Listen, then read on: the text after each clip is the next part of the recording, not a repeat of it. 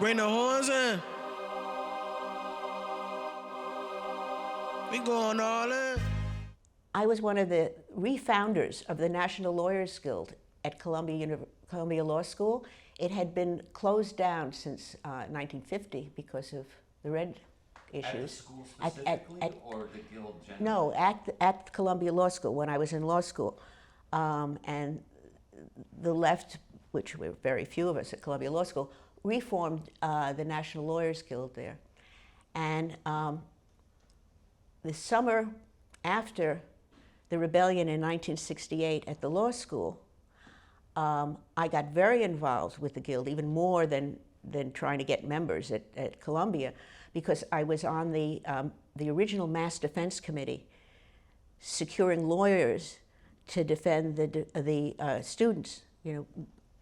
Many students were 1,000 students. We had to get 1,000 coverage in the courts for their arraignments and for their hearings and whatever.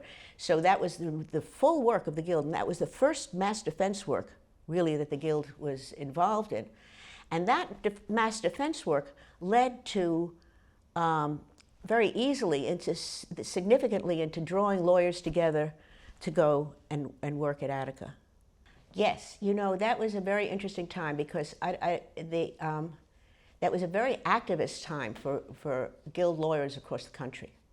And some of the lawyers, the country was divided in half, went, to defend the Wounded Knee people, and some of them stayed in New York to do the Attica work. But the same spirit was there. I mean, it was a whole, for me at any rate, because it was a whole new way of practicing law. There were committees, and the committees were legal workers, lawyers, and of course the defendants, and any decisions that were made by this group. There was no such thing as one lawyer, one client, because it was a group decision, it was a group defense, and it was a group activity. No, before that, even in political cases, a lot of the time, there was one lawyer and one client, and that's how the decisions were made. I mean, I'm sure that some of the lawyers were better than others and dealt with their clients like they were real people and human beings. But there was no way around that in this system, because that was what was done. And that, in a sense, it still is going on in terms of mass defense. I think that the government has learned not to let too many people be tried in one case together anymore, because that creates too much solidarity, and you really want to, that's one of the things that you majorly have to fight against if you're part of the government and the prosecution. But it was very interesting, and also the traveling was very interesting, because the traveling had started earlier, because the traveling had started during the Civil Rights Movement, where lawyers went south, because the local lawyers could not do the work because they would be, killed. They would be so ostracized in their communities that they couldn't really survive, either monetarily or even physically. So the lawyers from the North and other parts of the country went south to defend people. All of the bus riders and all of that was really mostly handled by lawyers from other parts of the world. So you had something called the traveling lawyer.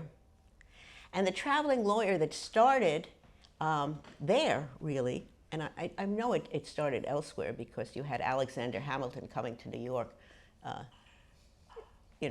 to do that famous journalist case, whose name, for the minute, escapes my mind, because it happens to me sometimes. But so that was the famous. It was called the Philadelphia lawyer.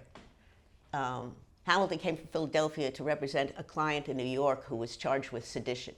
So that was the first traveling lawyer. But the word traveling lawyer then became, a nasty. Philadelphia lawyer was not a nice thing to call somebody, although I always thought it was a nice thing to call somebody.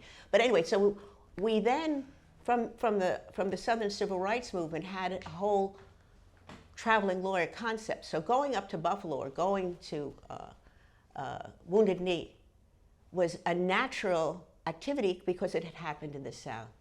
Now, it still happens, but the judges around the country, you have to get admitted on a specific case. And it's not as easy anymore to get, just like you can't get into prisons anymore anywhere in this country. Bring the horns in. We going all in.